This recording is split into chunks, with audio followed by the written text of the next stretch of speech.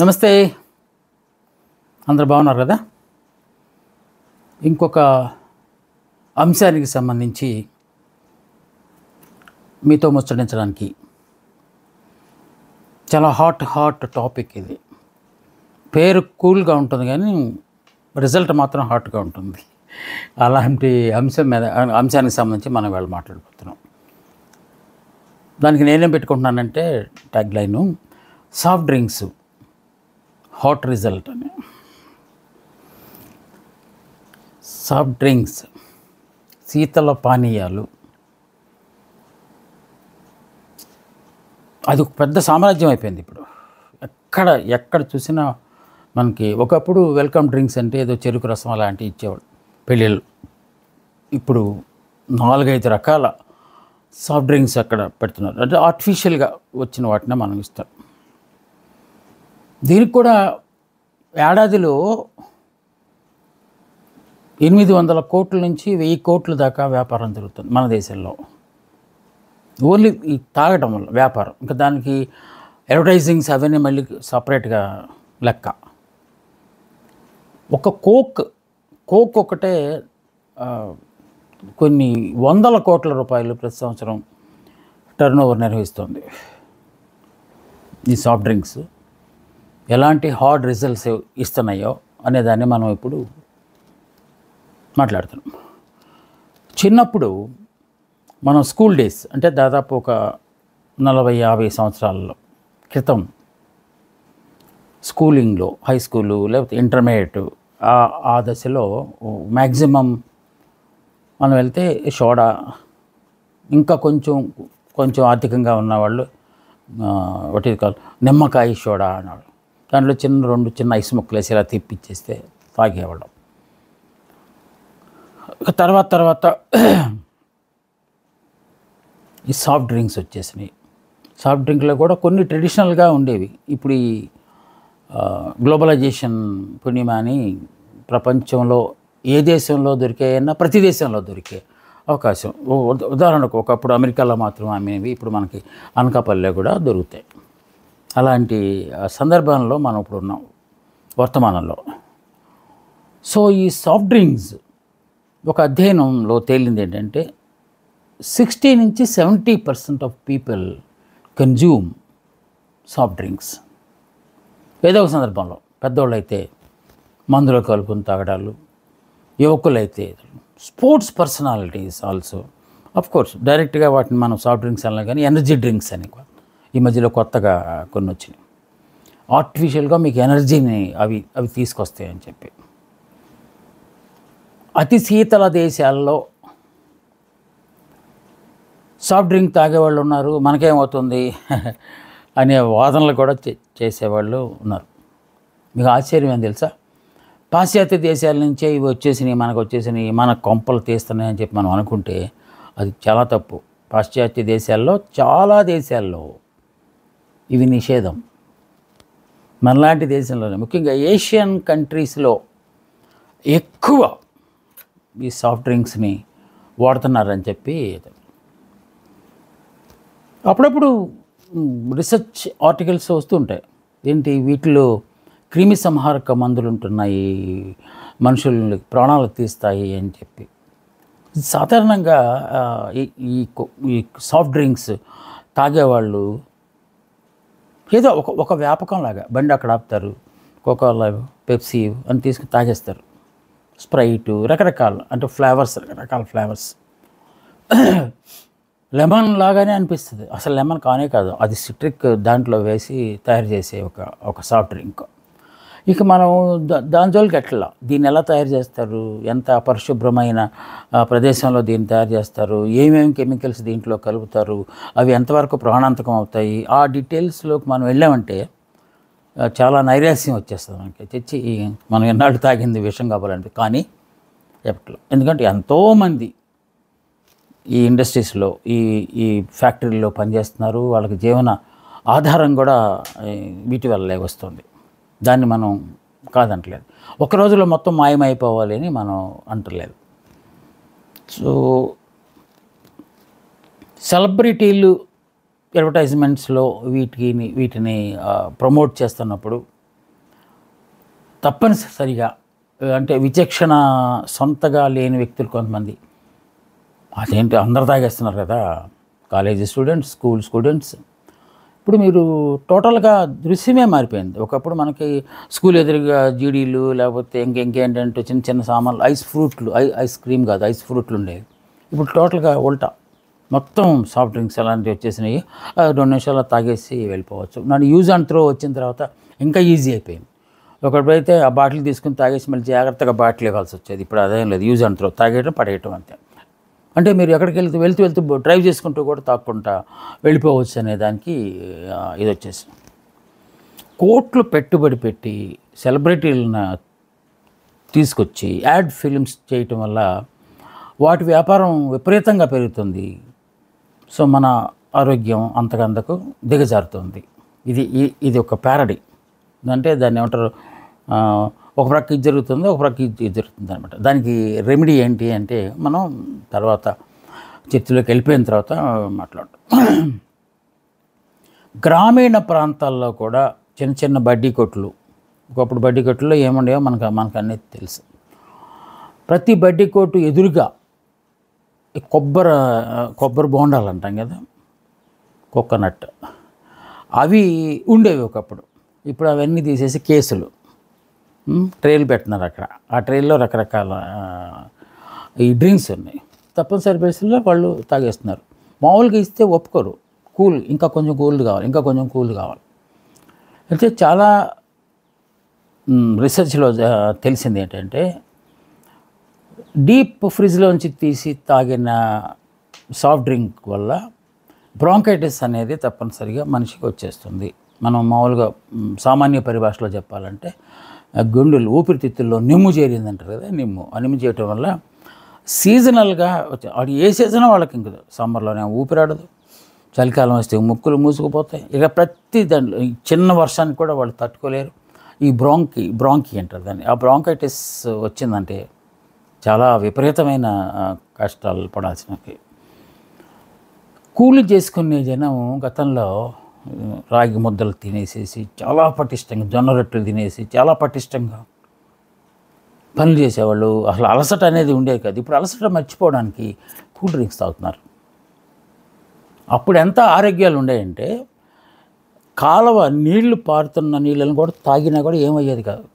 ఇప్పుడు అఫ్కోర్స్ ఆ నీళ్ళు తాగితే డైరెక్ట్గా వెళ్ళిపోతారు, జాండీసో లేకపోతే డయేరియానో వచ్చేస్తుంది, అంత కలుషితం అవుతుంది కనుక. ఇక ఇప్పుడు సాఫ్ట్ డ్రింక్స్ అనేవి కూలీలో భాగంగా ఇస్తున్నారు. ఏదో పని కోసం వెళ్ళిన వాళ్ళకి, కూలి చేసే వాళ్ళకి దానిలో భాగంగా ఇది ఇస్తున్నారు. ఒక బాటిల్ 500 అట్లాగనమాట. సో అంతగా నరనరాల్లోకి వెళ్ళిపోయింది. రేట్లు విపరీతంగా తగ్గించేస్తారు. ఎందుకంటే ఫస్ట్ మీరు చిన్న డబ్బాలుగా ప్రొడ్యూస్ చేసి ఆ తర్వాత లీటరు, 2 లీటర్లు, 3 లీటర్లకు వచ్చేసినాయి. 3 లీటర్లు కూడా ఒకటి కొంటే ఒకటి ఫ్రీ దాకా వచ్చేసింది. సో అంత చౌకగా అమ్ముతున్నారంటే ఎంత చౌకబారుగా వాటిని తయారు చేస్తున్నారు అనే కోణాన్ని మనం ఆలోచించలేం. ఈజీగా వస్తుందండి, కొనేసేసుకోండి అంతే.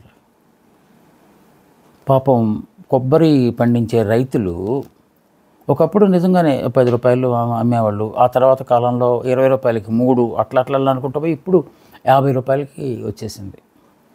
ఆ కొబ్బరి బొండాలు ఎక్కడ వరకు పరిమితమైనవి అంటే ఓన్లీ ఆసుపత్రులకు మాత్రమే. ఆసుపత్రిలో ఉన్న పేషెంట్లు తాగాలి కనుక బయటికి వెళ్ళి తీసుకోవాలి. సో మన ఈ మిడిల్ క్లాస్ సైకాలజీ, మెంటాలిటీ ఎలా ఉంటుందంటే, హైపర్ మార్కెట్స్లోకి వెళ్ళి ఎన్ని వందలు ఉన్నా కూడా మనం బాటిల్స్ కొనేసుకుని వస్తాం. బండి మీద వెళ్తూ రోడ్డు పక్కన నీకు ఏదైనా తాగాలనిపించి కొబ్బరి బొండాలు తోపుడు బండి మీద ఒక ముసలాయన తోసుకుంటూ వెళ్తే 50 అంటే 50 ఎందుకు 15 కావచ్చు కదా అని ఇలాగ బేరం ఆడతాం.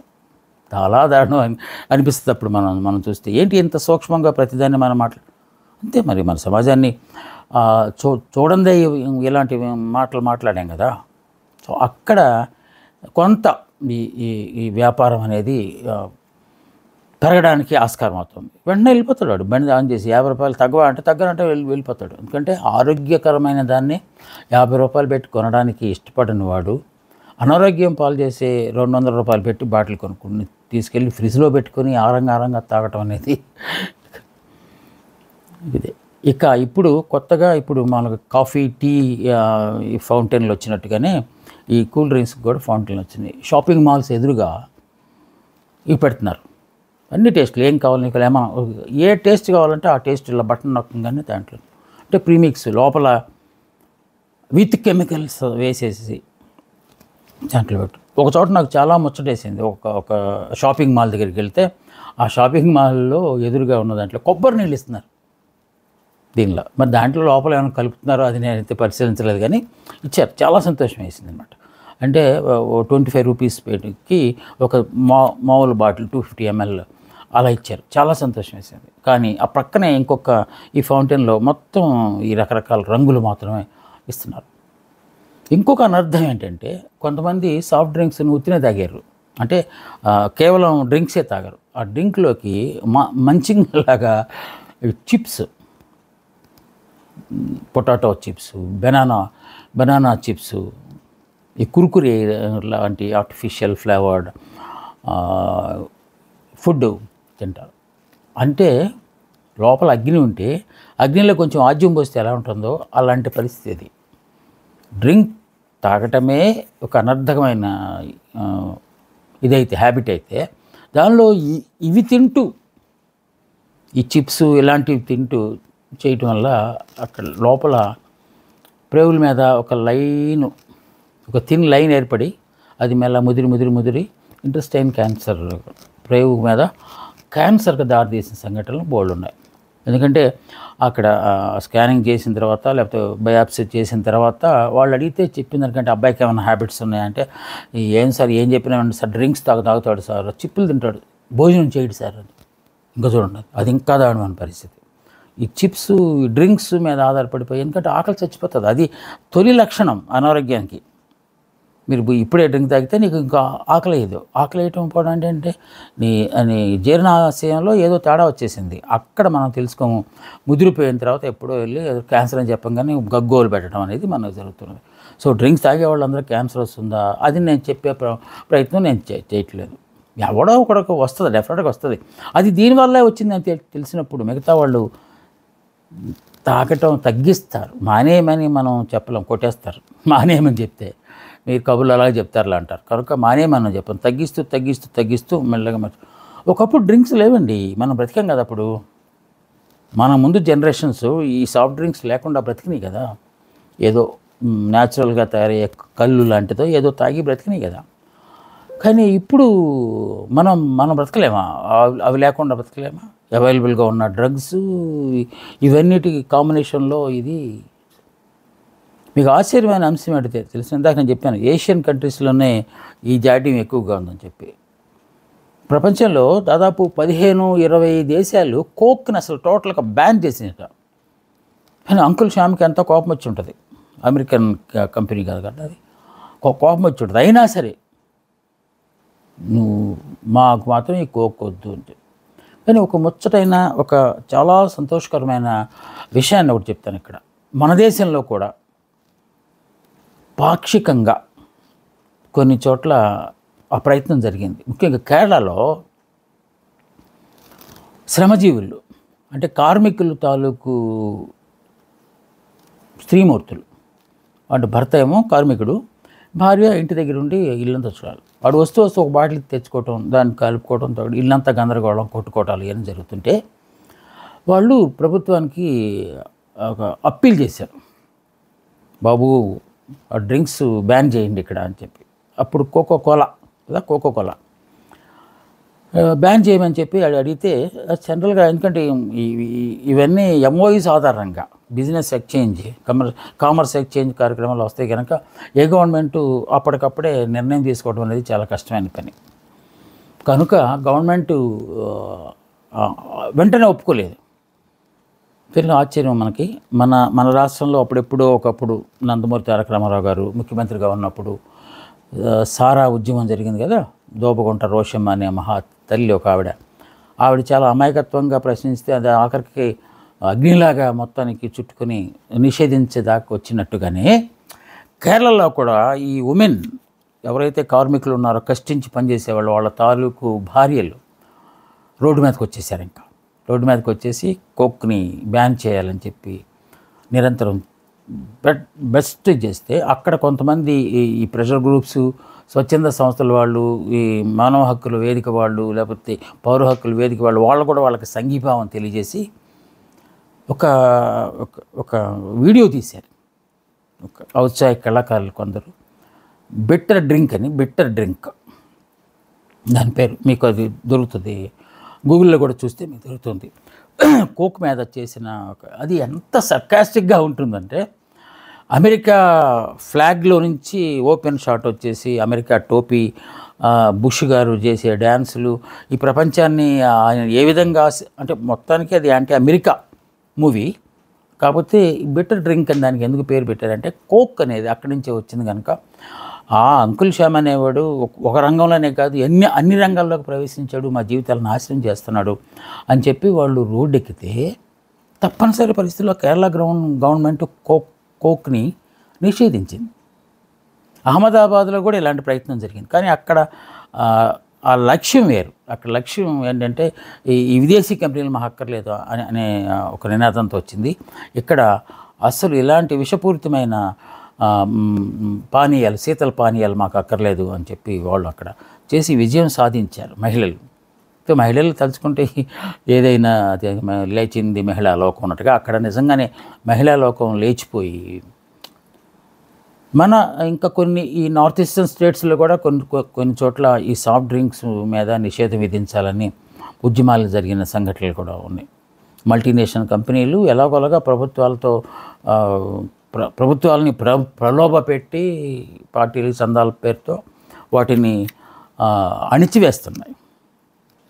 ఆ ఉద్యమాలని ఇంకా తీవ్ర స్థాయికి రాకముందే వాటిని అణిచివేస్తున్నాయి. ఎందుకంటే పెద్దవాళ్ళు తెలుసుకుంటే ఏదైనా చేయగలరు కదా. సామాన్యుడు పాపం వాడు ఎంత నోరు తెరిచినా, ఎంత గట్టిగా పిడికిలు బిగించినా కాదు. ఒక పెన్ సంతకంతో వాళ్ళు చేయించుకుంటారు కావాలనుకుంటే పన్నులు. వీటి వల్ల అనారోగ్య సమస్యల గురించి చాలా సందర్భాల్లో రకరకాల ఆర్టికల్స్ వచ్చినాయి, మీడియాలో, టీవీల్లో వచ్చినాయి, స్టోరీలు అలాగే వచ్చినాయి. వాటిల్లో కొన్ని ముఖ్యమైనవి ఏంటంటే, ఈ డ్రింక్స్ తాగుతూ ఈ చిప్స్, బంగాళాదుంప తెలుసు కదా, ఎంత క్యాలరీస్ ఉంటాయో దాంట్లో ఫ్యాట్ అనేది విపరీతంగా వచ్చేస్తుంది. అవి తింటూ తాగటం వల్ల జీర్ణాశయం అదంతా వేరే, కానీ ఒళ్ళు పెరిగిపోతుంది. చాలామంది ఏమంటారు, అది తాగేసి భోజనం మానేస్తున్నాం కదా. భోజనం మానేస్తే అవదు. భోజనం మానేస్తే ఎంటీ స్టమక్లో మీరు పోసేది విషం అయినప్పుడు అది వికటిస్తుంది. ఖచ్చితంగా మీకు ఒబీస్ వస్తుంది. మీరు ఉండాల్సిన బరువు కంటే 2 3 పెరిగిపోయే ఆస్కారం ఉంది. కావాలంటే చూడండి, మీరు ఈ యంగ్ జనరేషన్లో ఈ అలవాటు ఉన్న వాళ్ళు ఎక్కువ మంది ఒబీస్గా కనబడతారు. అమ్మా నాన్నలు ఎంత చెప్పినా వాళ్ళు వినరు. అది శరీరతత్వం అలా ఉంది. శరీరతత్వం కాదు, మీరు పెంచుకున్న ఆ విధంగా తయారైన. ఇంకా జువైనల్ డయాబెటిక్స్, షుగర్ అనేది శాస్త్రజ్ఞులు చెప్పింది ఏంటంటే 40% హెరిడిటరీ అంటారు. అంటే వంశపారంపర్యంగా వచ్చేది కూడా ఒక టైప్ 1 టైప్ 2 అలా చెప్తారు కదా. ఎక్కువ స్వీట్ అంటే స్వీట్లో కంటే ఇలాంటి వాటిలో ఎక్కువ ఉంటుంది. ఎందుకంటే దీంట్లో ఈ తయారీలో ఆ తీయదనం రావడం కోసం వాళ్ళు షుగర్ వాడరు. సాక్రిన్ అని ఒక పౌడర్ లాగా ఉంటుంది. అంటే 1 గ్రాము సాక్రిన్ 1 కేజీ షుగర్తో సమానం. అంత స్వీట్నర్ అదే. దాన్ని వాళ్ళు వాడతారు. వాడటం వల్ల అది డైరెక్ట్ షుగర్ ప్రొడ్యూస్ చేస్తుంది, ఇన్సులిన్ ప్రొడ్యూస్ చేస్తే బాగా జువైనల్ అంటే చిన్నప్పుడే పిల్లలకి 10 ఏళ్లకే డయాబెటీస్ వచ్చే ఆస్కారం ఉన్నది. 1 హెరిడిటరీ ద్వారా వస్తే, 2 ఇలాంటి ఆహారపు అలవాట్లు, ముఖ్యంగా ఈ సాఫ్ట్ డ్రింక్స్ ఎక్కువ తాగటం వల్ల ఏం కావాలని మనం కొని తెచ్చుకుంటాము. చాలామంది ఏం చేస్తారంటే ఇంట్లో పిల్లలు ఏడిస్తే కొనిచ్చేస్తారు. ఆ తర్వాత మనం ఏడుస్తాం కదా, వాడికి ఏదైనా అయితే మనం ఏడుస్తాం జీవితాంతం. సో ఇలాంటి వాటిని మనం అరికట్టాల్సి ఉంది. ఈ మధ్య కోనసీమ పరిసర ప్రాంతాల నుంచి స్థానికంగా తయారు చేసిన డ్రింక్స్ వచ్చినాయి. అవి చాలామంది అంటూ ఉంటారు అవి బాగానే ఉంటాయి అని. నిజంగానే కొన్ని ఈ సాఫ్ట్ డ్రింక్స్ అమ్మే షాపుల్లో కొన్ని సుగంధ పాలు, సుగంధ క్రష్ ఇలా రకరకాలు కొన్ని అమ్ముతూ ఉంటారు. వాటిల్లో కనీసం కొంతైనా ఈ ఈ ఆరోగ్యకరమైన అంశాలు ఉంటాయేమో అని మనకి అనుమానం వస్తుంది. కానీ వాటితో పాటు అమ్మడం వల్ల వాటి తాలూకు వాల్యూ పోతుంది. నిజంగానే ఇది న్యాచురల్గా ఏ రూట్స్ నుంచో లేకపోతే మూలికల నుంచో తయారు చేసింది అయితే సుగంధ పాలు లేకపోతే క్రష్, దానివల్ల ఆరోగ్యం మంచిదే. అలాగే ఈ ట్రైబల్ ఏరియాల్లో కొన్ని తయారు చేస్తారు పానీయాలు, అవి కూడా ఈ మూలిక వాటి నుంచి చేస్తారు. ఆకులు, మూలికలు, బెరడు వాటి ద్వారా తయారు చేస్తారు. అవి తాగినా కూడా మనకంత అంటే ఒకవేళ మరీ మానలేకపోతున్నామంటే ప్రత్యామ్నాయాలని మనం ఎదుర్కోవాల్సిన అవసరం. కొబ్బరి నీళ్ళు నో డౌట్, కొబ్బరి నీళ్ళు మీరు ఎంత తాగితే అంత మంచిది. సో శరీరానికి చాలామంది ఉన్న ఒక నోషన్ ఏంటంటే కొబ్బరి నీళ్ళు తాగితే లావు అయిపోతారంట కదా, అస్సలు తగ్గిపోతారు. కొబ్బరి నీళ్ళు తాగితే తగ్గిపోతారని డాక్టర్లు చెప్తున్నారు. అంటే మీరు ఇంకా సన్నబడతారు అని చెప్పి. ఎందుకంటే దాంట్లో ఎలాంటి దుర్గుణాలు ఉండవు, ఔషధ గుణాలు, పనికొచ్చే ఔషధ గుణాలు దాంట్లో ఉంటాయి. బార్లీ ఒకటి, లేకపోతే సబ్జా గింజలు, ఇలాంటి ట్రెడిషనల్ వాటిని కనుక మనం అలవాటు చేసుకుంటే, అంటే అది ఒక రోజే అది కాదు, ఎగతాళి చేస్తారు. మనం ఆ మాటలు చెప్తే పోండే బాబు మీరు, ఇప్పుడు ఆధునికంగా అవైలబుల్ ఏముందో అది మేము వాడితే తప్పేంటి అనే ఒక వాదన కూడా మనం వాళ్ళతో చేస్తారు. You can tune to the modern available technologies and also ఇలాంటి వాటికి మీరు ట్యూన్ అవ్వచ్చు, కానీ not at the cost of your life. మీ జీవితాన్ని పణంగా పెట్టి ఇలాంటి వాటి అలవాట్లను మీరు వదులుకోలేకపోతే అది చాలా కష్టం. మీరే కాదు, మీ పేరెంట్స్ తాలూకు దీన్ని కూడా చూడండి. మిమ్మల్ని ఏ బీటెక్ లేదు ఇంకా ఏదో మంచి స్పెషలైజ్డ్ టెక్నాలజికల్ ఎడ్యుకేషన్ మిమ్మల్ని చదివి మీరు ప్రయోజకులు అయ్యి వాళ్ళకి పెద్ద వయసు వచ్చిన తర్వాత జీవనాధారం అవుతారు అనుకుంటే, మీరు చిన్నప్పటి నుంచి ఇలాంటివన్నీ చేసుకుని వ్యాధిగ్రస్తులు అయిపోయి సన్నగా అయిపోయి బ్రాంకైటిస్ వచ్చేసేసి మీరే రోగిలాగా ఉంటే మీ అమ్మా నాన్నల పరిస్థితి ఏంటి? ఇలాంటివన్నీ కొంచెం మనం ఆలోచించగలిగితే, డ్రగ్స్ అంత ప్రమాదకం కాదు కానీ ఇవి కూడా డెఫినెట్గా ప్రమాదకారులే అని చెప్పి చాలా రీసెర్చ్ ఆర్టికల్స్ మనకి వస్తున్నాయి. అయినా సరే మనం వాటిని అసలు ఇవి ఎంత వాస్తవం అంటే వీటిల్లో విషకారకాలు ఉన్నాయి, లేకపోతే క్రిమి సంహారక పదార్థాలు ఉన్నాయి అని చెప్పిన తర్వాత మన సెలబ్రిటీస్ అందరూ చాలా గౌరవంగా సామాజిక బాధ్యతగా దాన్ని భావించి మానేశారు, యాడ్స్ తీయటం మానేశారు. అంటే వాస్తవానికి కదా అర్థం. అంటే మనం తాగుతున్నది ఏంటి? మీరు కావాలంటే చూడండి, డ్రింక్ని తీసుకెళ్ళి చీమల పుట్ట మీద లేకపోతే ఒక చెదలు ఉన్న చోట వేయండి, అవి చనిపోకపోతే నన్ను అడగండి మళ్ళీ. ఓకే, ప్రమాదాన్ని మనం కొని తెచ్చుకోవద్దు. సాఫ్ట్ డ్రింక్స్ పేరుతో జరిగే ఈ హార్డ్ రిజల్ట్స్ని బారిన మనం పడకూడదని చెప్పి ఆశిస్తూ, ఇది కొంతమంది అయినా మన ఈ సమీక్షతో లేకపోతే ఈ వాదనతో ఏకీభవిస్తారని చెప్పి ఆశిస్తూ మరోసారి ఇంకొక మంచి అంశానికి సంబంధించి మాట్లాడుకుందాం. ప్లీజ్ లైక్ చేయండి, సబ్స్క్రైబ్ చేయటం మర్చిపోకండి, కామెంట్స్ కూడా చేయండి. ఎలాంటి కామెంట్స్కైనా నేను సమాధానం చెప్పడానికి సిద్ధంగా ఉన్నాను. నమస్కారం.